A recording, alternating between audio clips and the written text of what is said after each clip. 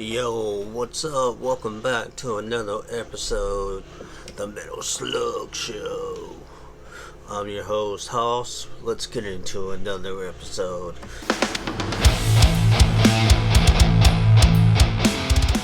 Today I'm going to be reviewing Fit for an Autopsy. Oh, what the future holds. I really did actually like this album. They were really heavy. I liked their last album, See something. But let's dive right into this album. It opens up with what the future holds. I like it. It's really heavy. It's really good. I recommend it. This album is really fast paced.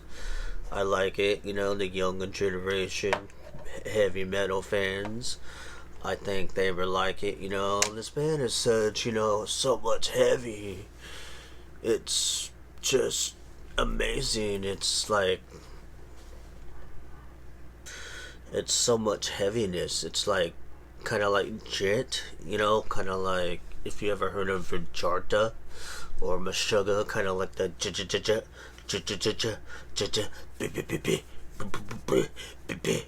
kind of like that. Let's go on. Pandora, that's an awesome song.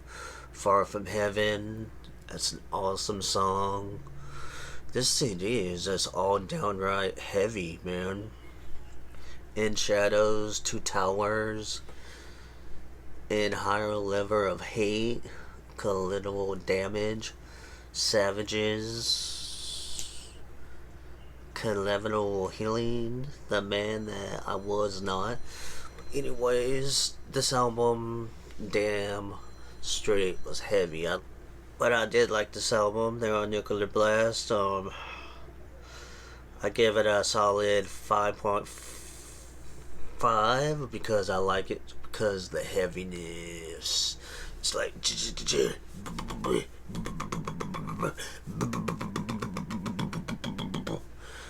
yeah, so I recommend you give it a check.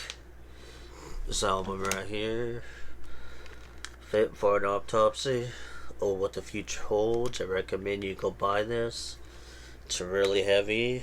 Nuclear Blast. I got it. Really loved it. You should buy it. Not because I tell you, because you should. Well, anyways, this will do it for you for another episode of That Metal Slug Show. I'm your host, Hoss. I'll see you next time.